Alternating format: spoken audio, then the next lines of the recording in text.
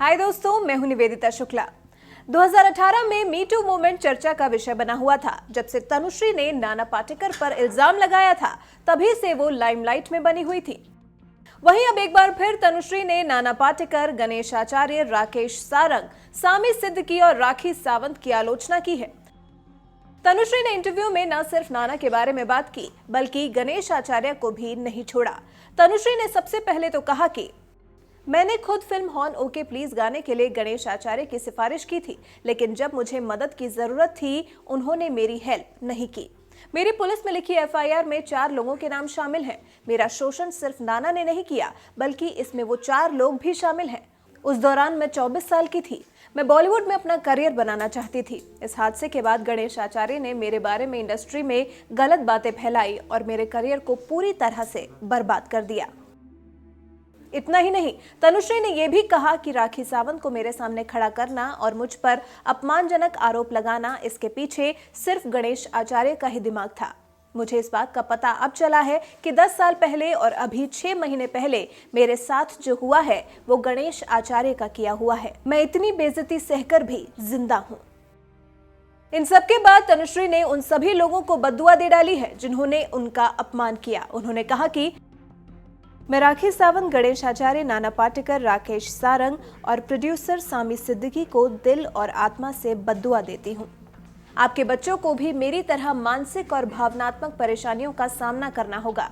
मेरे परिवार को जिस मुसीबत का सामना करना पड़ा, आपके परिवार के साथ भी वही सब होगा। मेरी बद्दुआ हर उस इंसान के लिए है जिसने मेरी बेइज्जती की। कोई भी पंडित या पुजारी मेरी इस बद्दुआ से आपको नहीं बचा सकता।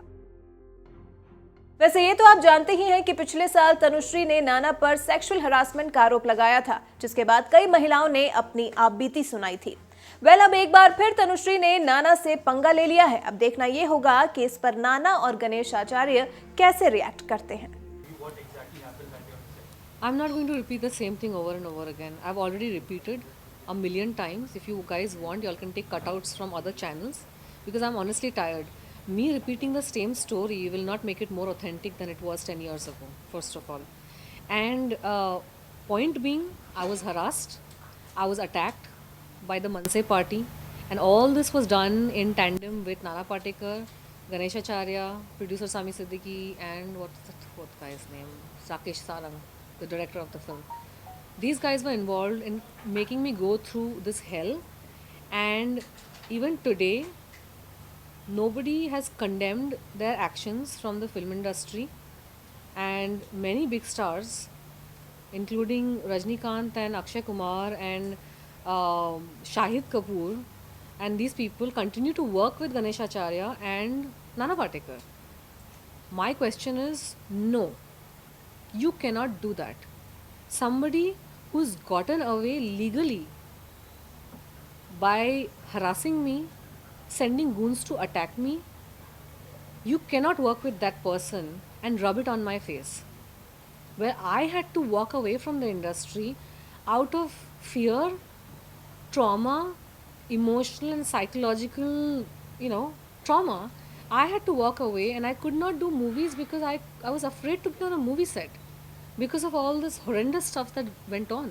Have you all ever experienced being attacked by an angry mob? How many people over here have experienced being attacked by an angry mob? A mob lynching. How many of y'all have been a part of a mob lynching? None of y'all. You do not know how horrendous that situation is. You don't know if you're going to come out of it alive. They were breaking our windshields, our car. One guy was jumping on top of the car. My mom and dad were inside the car. Do you know how horrendous it is to see your parents in a situation which they're not even supposed to be in? I was sitting there and thinking, what if I'm going to lose my parents tonight? I was worried if you're going to go to the hospital or are we going to go home? So after all this, these big stars, are you soulless and conscienceless? Does it not matter at all? You want investigation? How much investigation do you want for you to condemn these actions?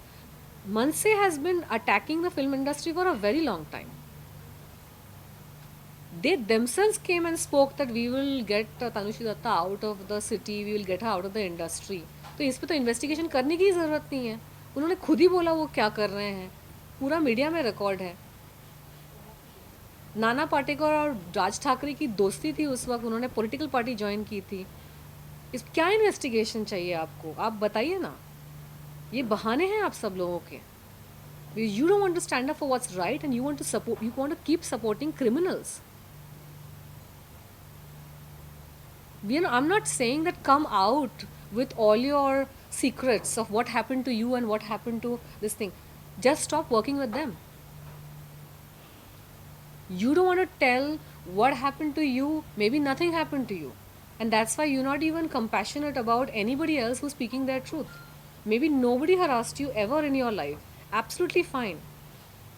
But if somebody is saying something, at least have the heart to listen to that person. I went to the producers and the Actors Association and I got no help from there. What's the point of creating such fake, bogus associations if the associations also don't do anything for you? Just because this guy goes around sucking up to big actors and getting small roles in their movies, stop. Don't you have to show your face to God someday in life, or are you not even concerned about that?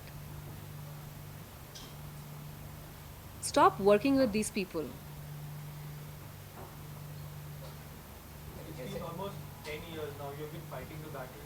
But what prompted you to again come up and speak about it? What exactly happened?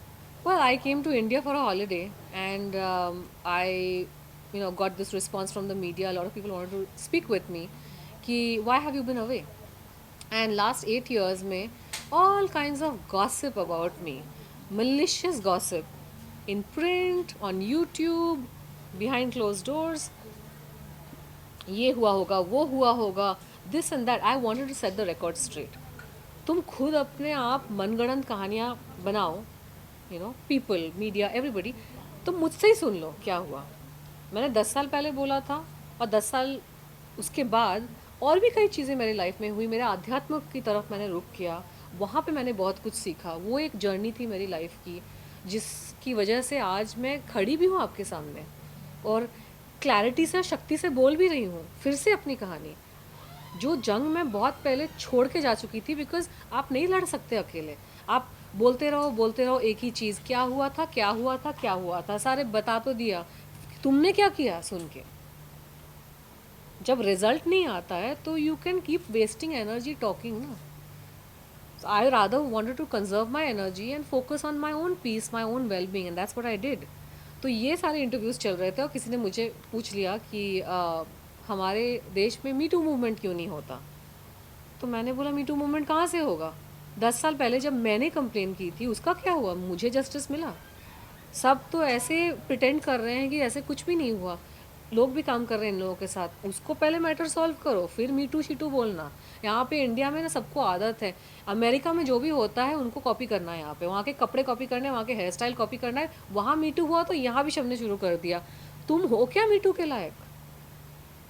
वहाँ की law and order system और वहाँ का जो community है, वहाँ की awareness, सोच और विचारधारा me too system, me too movement को सपोर्ट करती है।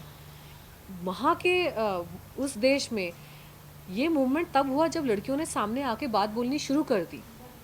जब तक उन्होंने बोली नहीं थी तब तक सारा कुछ ढका हुआ था, लेकिन जब उन्हें बोलना शुरू कर दिया पूरे का पूरा पहाड़ गिर पड़ा। लेकिन हमारे देश में लड़कियां आदि युग से बोलती आ रही है, लेकिन तुम लोग सुनते नहीं हो। तुम लोग लड़कियों को ही प्रॉस्टिट्यूट बना देते हो कि यार तो ऐसी होगी, यार तो वैसी होगी, झूठ बोल रही होगी। सबसे पहला रिएक्शन हमारे देश में जब भी कोई लड़की कुछ भी कंप्लेन करती है, ये तो मैं अभी हरासमेंट की बात कर रही हूँ, असॉल्ट भी होते हैं, अब्यूज़ भी होते हैं और कितनी सारी चीज़ें। एक लड़की अगर आके किसी आदमी पे ये भी आरोप लगा लेना कि इसने मेरी कोई चीज़ चुरा ली, उस पर भी सबसे पहले डाउट उस पर फेंका जाता है कि लड़की सच बोल रही है कि झूठ बोल रही है। तो तुम लोग ऐसे हो, तुम लोग मीटू के लायक नहीं हो, तुमसे नहीं होगा मीटू यहाँ पे। तो ये अमेरिका को कॉपी करके हमको मीटू करना चाहिए।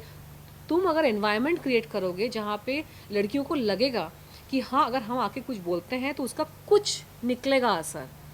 यहाँ मैं नहीं बोल रही हूँ कि पूरा पहाड़ टूट के गिरना चाहिए, हिला तो थोड़ा सा हिले, एक आध कंकड़ पत्थर तो गिरे। यहाँ पूरा का पूरा पहाड़ वैसे ही फिक्स रहता है। तो कौन आएगा बोलने के लिए? मैं यहाँ रहती नहीं हूँ, मैं अमेरिका में रहती हूँ, मेरे को वहाँ का ग्रीन कार्ड मिल चुका है, मैं वहाँ की रेसिडेंट हूँ। अभी यहाँ पे हूँ, छुट्टियाँ मना के चली जाऊँगी। वहाँ पे मेरी लाइफ है, वहाँ पे मेरी जॉब्स है, वहाँ पे मेरी इनकम है। मैं आऊँगी फिर से नेक्स्ट ईयर छुट्टियाँ मनाने के लिए। तो मुझे नहीं फ़र्क पड़ता कि ये बॉलीवुड वाले मेरे साथ काम करें ना करें। लेकिन जिन लड़कियों को आप बोल रहे हैं कि आगे आके आप बोलो, उनको फ़र्क पड़ता है, बिकॉज उनकी पूरी लाइवलीहुड यहाँ पे है, उनकी सोसाइटी यहाँ पे है। आप समझ रहे हैं? तो ये बस बोलने की बातें हैं, आपको माहौल क्रिएट करना पड़ेगा जब कोई इंसान कंफर्टेबली बोल भी सके। और सुनो, सुनो बस, फिर डिसाइड करो। यहाँ पे सुनते ही नहीं है लोग, पहले ही अजीब सा कुछ थ्रो कर देंगे आपके ऊपर। mindless arguments happen in this country.